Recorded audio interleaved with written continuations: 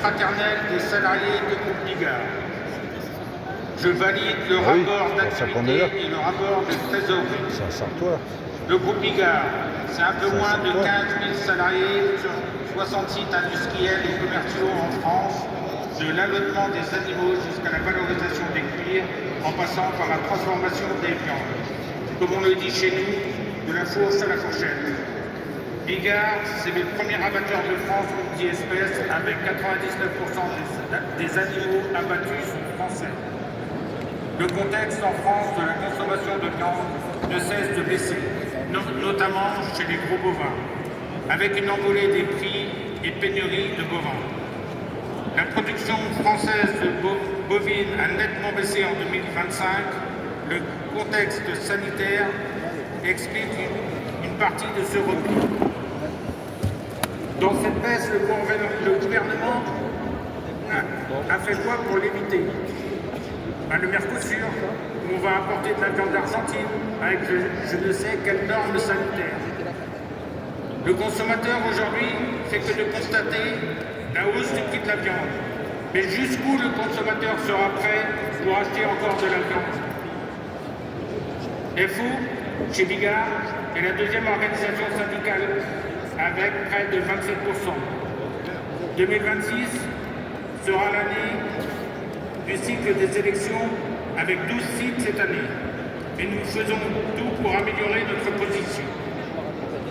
Les NAO cette année ont pris un tournant avec une négociation qui malheureusement n'a pas pu aboutir à une augmentation générale des salaires.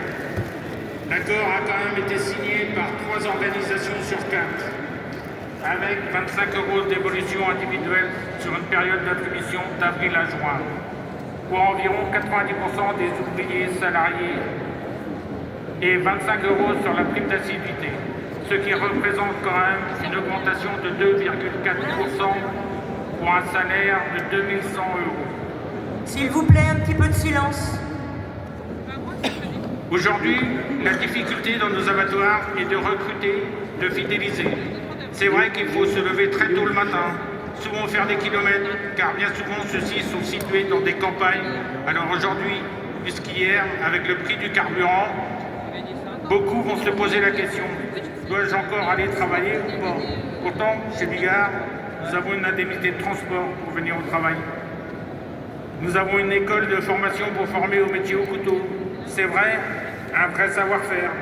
Une mutuelle construite par la direction des syndicats, des médecins, pour accompagner chaque salarié qui peut être usé par le travail, pris par la maladie, même grave. Nous faisons tout pour qu'il soit accompagné dans ces moments-là. Malgré tous ces avantages, la difficulté est là. Je ne reviendrai pas sur l'âge de départ à la retraite qui n'évolue pas mais les anciens qui sont souvent dans nos entreprises souffrent et mériteraient de pouvoir partir plus tôt. Car bien souvent, ils sont en longue carrière et très usés par le travail. Chez nous avons mis en place un congé de fin de carrière, tant de jours de congé pour tant d'années d'ancienneté, pour arrêter de travailler plus tôt. Nous voyons de plus en plus de salariés transformer leur indemnité de départ en retraite en temps. Car oui, ils sont fatigués par ces années de travail et veulent bénéficier de repos qu'ils méritent. Que dire du gouvernement qui, au lieu de s'occuper des salariés qui se lèvent tous les matins pour aller travailler, ne font que le jeu de la chaise musicale à un tel point qu'aujourd'hui, on n'arrive même plus à savoir qui est ministre de quoi.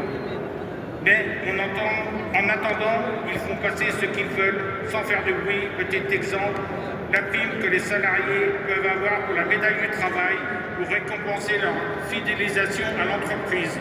Maintenant, elle est devenue imposable. Ils vont tout nous prendre, tous nos avantages. Demain, ce sera quoi? Les avantages que les salariés ont dans les CSE? Pour conclure, j'ai une pensée pour M. Dominique Douin, qui a pris sa retraite bien méritée, après avoir construit et fait avancer FO dans le groupe Bigard. Bonne retraite Dominique, profite bien de ta Vendée, le soleil arrive. Vive FO, vive la FGTA, vive la Confédération.